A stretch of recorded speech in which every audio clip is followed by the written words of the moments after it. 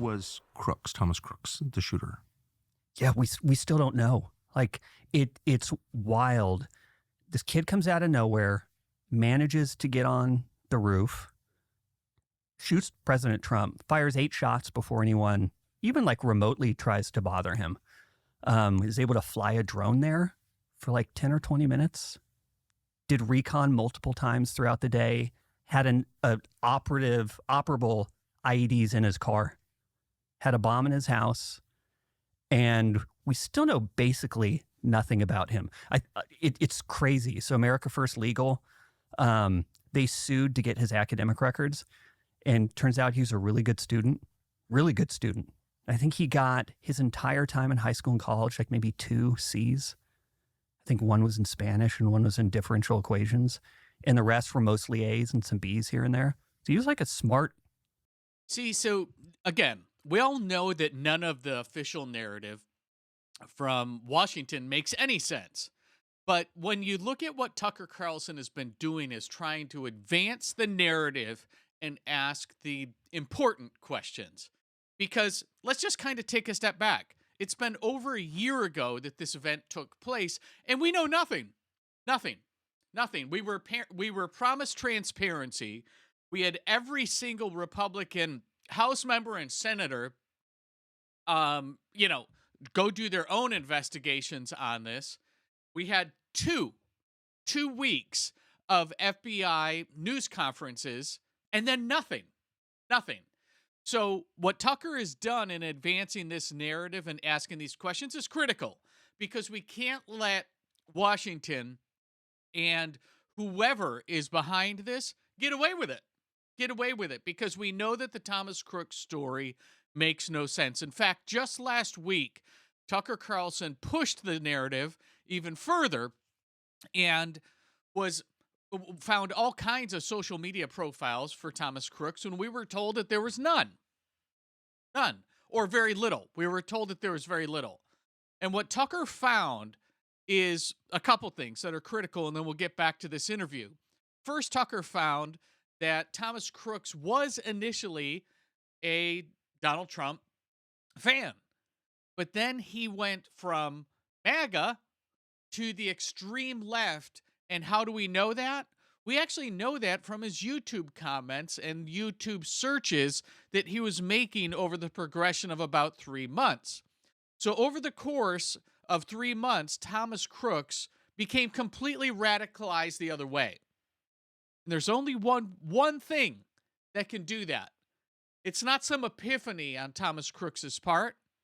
It's a handler. And the question is, who was handling Thomas Crooks? Smart kid. One of the congressional committees did an investigation looking into it. And parents really didn't know much about their own son. Like, I think either the mom or the dad at the point asked, "Are you gay? Like, you're not dating anyone? What's going on?" Like, they don't even know kind of what's going on there. We know the FBI has like his phone, his devices, his computer. They know who he was talking to. They know where he went. They know where he bought stuff. They know what he searched for. And we don't know anything about that. So there's a Senate report from the Homeland Security Committee that tried to dig into it. And there are 2 congressional committees in the House and the Senate that actually did a really good job, given all the constraints they have, figuring stuff out. So they asked the FBI, all these questions, because the FBI took the lead on it. Give us all this information. At the time the Senate put out their initial report, the FBI had given them 27 pages total. How? I mean, it's Congress. They could shut the FBI down. Like, what? I don't understand what is going on. The answer to this question, and you look at the perplexed, thought that Tucker has, and he knows this, is that when an agency rushes to take the lead in an investigation, in this case, the FBI, what they're also doing is overclassifying everything that they find. And I say overclassifying because there's certain information that doesn't need to be classified. But what they do is they will overclassify that information and make it impossible for the normie to ever be informed of it, because they need to control the narrative, and they're going to drip out what they want you to know and when they want you to know it, and then they're going to overclassify everything else so that anybody that tries to FOIA or anybody that tries to be inquisitive, as far as an investigative journalist like Tucker, or any Senate committee, unless you have the right to know, you will not know because of the overclassification efforts. You had the On other. what grounds would they not turn that over? Do you know? It's this weird thing that happens. They actually don't have any legal basis to do it. They'll say things like, well, ongoing investigation. That's totally made up. Even when there is an ongoing investigation and not when your suspect is dead. So like clearly no one's going to be criminally tried for that because he's dead. Even that's totally made up. There's nothing in the Constitution that says this agency that Congress created and is funded by Congress can just not give them stuff because reasons. It's totally.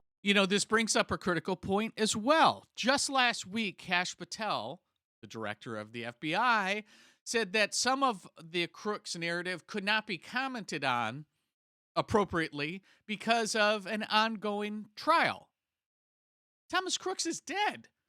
What trial is going on right now that affects anything at Butler where the FBI or any other agency has to be quiet? It just doesn't make sense. So the overclassification narrative, what he's saying here, which is, ongoing investigation into a dead person, at this point, let us know, but they won't. And the question is why? And the longer that they go without giving us the answer to that why, the more room it leaves for some of the crazy conspiracy theories. I mean, we all have to be honest. There's a bunch that just make no sense. But just being a normal, inquisitive American citizen and wanting to know more information about what happened in Butler, you're not going to get it. You're not going to get it from Joe Biden's FBI, and you're not getting it right now from Kash. Totally made up. So I think a big reason is most people in Congress are totally weak. Like they're cowards. Yeah, that's for sure. They don't want to get crosswise with the FBI. It would take a lot of work. So they just kind of like, okay, I guess we won't get ongoing investigation. Yeah. The House committee, for example, they also did a great job. They said that the FBI interviewed over 1,000 people in the course of their investigation. And they produced over 1,000, they're called FD 302s, which is how the FBI, it's actually crazy what they're allowed to do. I know. They don't have to have a transcript or anything when they interview you. They just have a piece of paper that's their recollection of what you said. And then that becomes they gospel. Don't have to record it. No. That's actually how James Comey got Martha Stewart thrown in prison. Oh, I know. Yeah, it's so dirty. But so they have 1,000 interviews, over 1,000 documents. They gave the House 81.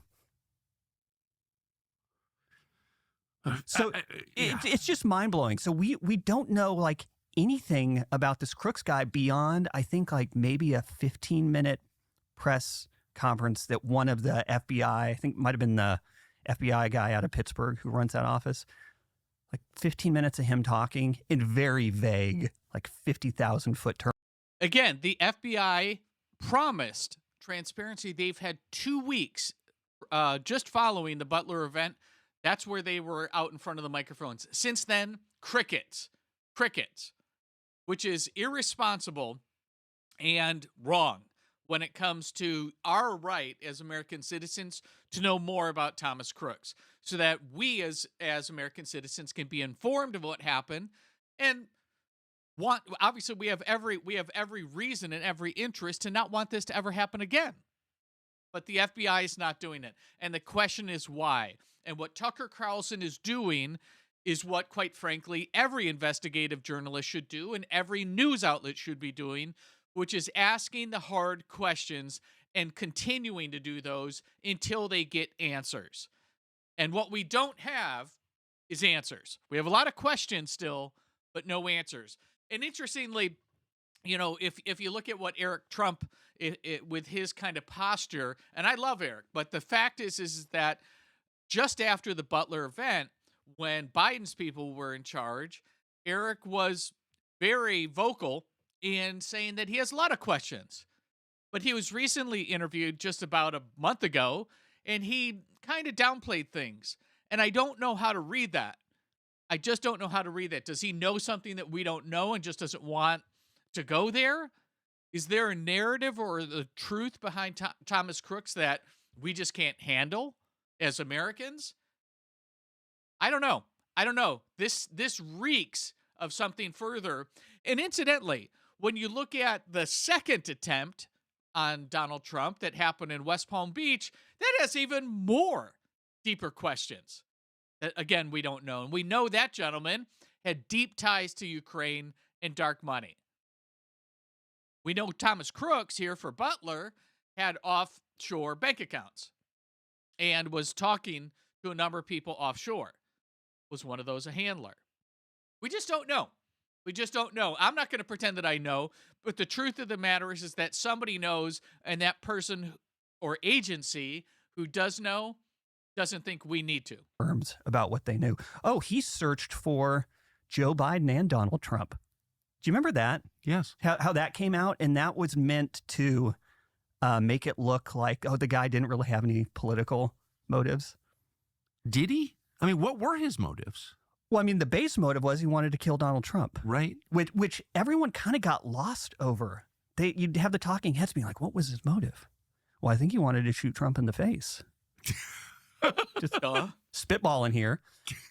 But so you have the FBI is like, well, he searched for Trump and Biden, so clearly he didn't have any political views. I'm like, well, how many times did he search for? What was he searching? That's like it's kind of an important thing. Well, he searched for the DNC and the RNC. Okay, great. That's utterly worthless information that I could do nothing with. And they're like, and that's it. All you're gonna know. So we literally don't know. We know nothing about this kid. No, we don't know who he was talking. Like, here are the things I would want to know. All the places he went in like the 6 months leading up to this, not just the week. I want to know every place he went. I want to know every person he talked to in person. I want to know every person he had a phone conversation with, texted with, telegrammed with, signaled with. I want to know everything he looked for on Google Maps. I want his whole internet search history. And I want to go through it in real time and just find out what was happening. I assume the FBI's done that. I know they have the capability to do it. Why has Congress not been told anything about it? Why has Congress not been told about it? But why does Congress have no interest in pursuing this any further? Right? We saw Eli Crane and other Republicans completely go bananas in the short weeks just after Butler, but nothing since. Nothing since. And my question is why? Why? And it's a scary question when you start to ponder that, because nobody wants to go any further. Did they get the answer, whatever the answer is, and just not want to pursue it any further?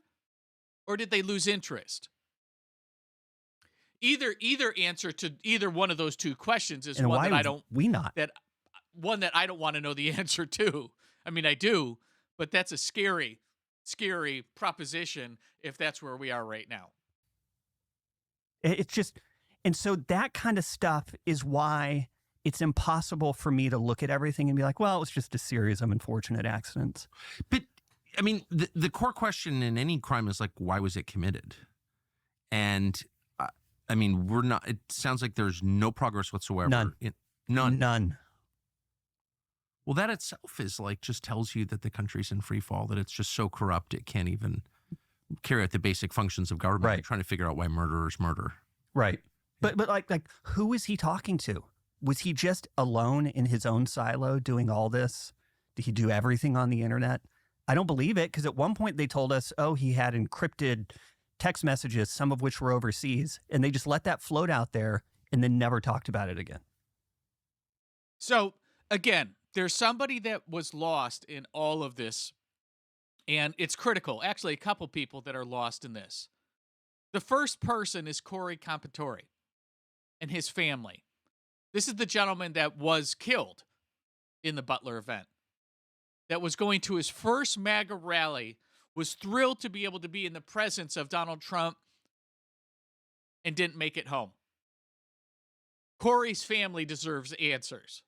His daughters deserve answers, and his widow deserve answers.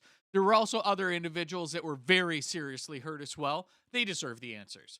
So if we're not going to do it for Donald Trump and get answers to the American citizens on what Thomas Crooks, his motivations, his 6-month history online history, who he was talking to, where he went. We owe Corey it. And that's what's disturbing, because at the end of the day, this is leaving plenty of room for conspiracy theories, plenty of room for unanswered questions, and ultimately Kash Patel and the FBI deserve to tell the American people what we need to know. You can't hide behind the overclassification efforts. You can't hide behind the message that there's an ongoing trial, because there's not. Thomas Crooks is dead. So at this point, it's time to come up, to step up to the mic and to tell us what you know. And what Tucker Carlson is doing in trying to advance the narrative of the questions that we still have from Butler is critical. So give Tucker some credit. Give Tucker some credit, because he deserves it. Because nobody else is doing what really should be done and what Tucker's doing, which is asking the questions. So let me know what you think in the comments. Do you think that Corey Comperatore's family deserves answers? I do. Do you think the other patriots that were hurt deserve answers? Absolutely. And at the end of the day, America deserves answers, because what happened in Butler just reeks of a cover-up. And the question is why?